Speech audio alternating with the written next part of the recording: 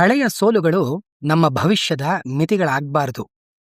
ಇದನ್ನ ಹೇಳೋದೇ pike effect. Pike effect ಅನ್ನ ಮನೋವಿಜ್ಞಾನದಲ್ಲಿ ಕಲಿತ ಅಸಹಾಯಕತೆ ಅಂತ ಹೇಳಿ ಕರೀತಾರೆ. ಇದಕ್ಕೆ ಇನ್ನೊಂದು ಹೆಸರು ಪೈಕ್ ಸಿಂಡ್ರೋಮ್. ವಿಜ್ಞಾನಿಗಳು ಪೈಕ್ ಅನ್ನೋ ಒಂದು ಜಾತಿಯ ಮಾಂಸಾಹಾರಿ ಬೇಟೆಗಾರ ಮೀನನ್ನ ಬಳಸಿ ಈ ಪ್ರಯೋಗವನ್ನ ಮಾಡಿದ್ರು. ಒಂದು ದೊಡ್ಡ ಮೀನಿನ ಟ್ಯಾಂಕ್ನಲ್ಲಿ ಪೈಕ್ ಮೀನನ್ನ ಬಿಡಲಾಯಿತು. ಅದೇ ಟ್ಯಾಂಕ್ನ ಇನ್ನೊಂದು ಭಾಗದಲ್ಲಿ ಅದಕ್ಕೆ ಆಹಾರವಾಗುವಂತಹ ಕೆಲವು ಸಣ್ಣ ಮೀನುಗಳನ್ನು ಬಿಡಲಾಯಿತು. ಆದರೆ ಪೈಕ್ ಮತ್ತು ಸಣ್ಣ ಮೀನುಗಳ ನಡುವೆ ಒಂದು ಪಾರದರ್ಶಕ ಗಾಜಿನ ಗೋಡೆಯನ್ನ ಇರಿಸಲಾಯಿತು. ಪೈಕ್ ಮೀನು ತನ್ನ ಆಹಾರವಾದ ಸಣ್ಣ ಮೀನುಗಳನ್ನ ಕಂಡ ತಕ್ಷಣ ಅವುಗಳನ್ನ ಹಿಡಿಯೋದಕ್ಕೆ ವೇಗವಾಗಿ ನುಗ್ಗಿತು. ಆದರೆ ಪ್ರತಿ ಬಾರಿಯೂ ಅದು ಮಧ್ಯದಲ್ಲಿದ್ದ ಗಾಜಿನ ಗೋಡೆಗೆ ಬಡಿದು ಅದಕ್ಕೆ ನೋವಾಗ್ತಾ ಇತ್ತು.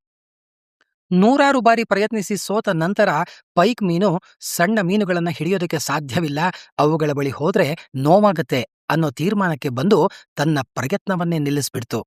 ಸ್ವಲ್ಪ ಸಮಯದ ನಂತರ ವಿಜ್ಞಾನಿಗಳು ಗಾಜಿನ ಗೋಡೆಯನ್ನ ತೆಗೆದುಹಾಕಿದ್ರು. ಈಗ ಸಣ್ಣ ಮೀನುಗಳು ಪೈಕ್ನ ಸುತ್ತಲೇ ಈಜಾಡ್ತಾ ಇದ್ವು. ಆದ್ರೆ ಪೈಕ್ ಮೀನು ಅವುಗಳನ್ನ ಬೇಟೆಯಾಡೋದಕ್ಕೆ ಹೋಗಲೇ ಇಲ್ಲ. ಅದು ಹಸಿವಿನಿಂದ ಸತ್ರೂ ಸಹ ತನ್ನ ಹಳೆಯ ಅನುಭವದ ಕಾರಣದಿಂದ ಪ್ರಯತ್ನವನ್ನ ಮಾಡಲೇ ಇಲ್ಲ. ಇದರ ಸಂದೇಶ ಅಥವಾ ಪಾಠ, ಈ ಪೈಕ್ ಎಫೆಕ್ಟ್ ನಮ್ಮ ಜೀವನದಲ್ಲೂ ಅನ್ವಯವಾಗುತ್ತೆ. ನಾವು ಹಿಂದೆ ಯಾವುದೋ ಒಂದು ಕೆಲಸದಲ್ಲಿ ಸೋತಿರಬಹುದು ಅಥವಾ ಅಡೆತಡೆಗಳನ್ನ ಎದುರಿಸಿರಬಹುದು. ಕಾಲಾನಂತರದಲ್ಲಿ ಆ ಅಡೆತಡೆಗಳು ದೂರವಾಗಿದ್ರೂ ಸಹ ನಮ್ಮ ಮನಸ್ಸಿನಲ್ಲಿ ಇದು ನನ್ನಿಂದ ಸಾಧ್ಯವಿಲ್ಲ ಅನ್ನೋ ಹಳೆಯ ನಂಬಿಕೆ ಹಾಗೆ ಉಳಿದುಬಿಟ್ಟಿರುತ್ತೆ. ಪರಿಸ್ಥಿತಿ ಬದಲಾಗಿದ್ರೂ ಹಳೆಯ ವಿಫಲತೆಗಳ ನೆನಪಿನಲ್ಲಿ ನಾವು ಹೊಸ ಅವಕಾಶಗಳನ್ನ ಗುರುತಿಸೋದಕ್ಕೆ ಅಥವಾ ಪ್ರಯತ್ನಿಸೋದಕ್ಕೆ ಹಿಂಜರಿತೀವಿ. ಸೋಲನ್ನೇ ಒಪ್ಕೊಂಡು ಕೈಚೆಲ್ಲಿ ಕೂರೋದು ಪ್ರಗತಿಗೆ ಮಾರಕ ಅನ್ನೋದು ಈ ಎಫೆಕ್ಟಿನ ಮುಖ್ಯ ಸಾರ.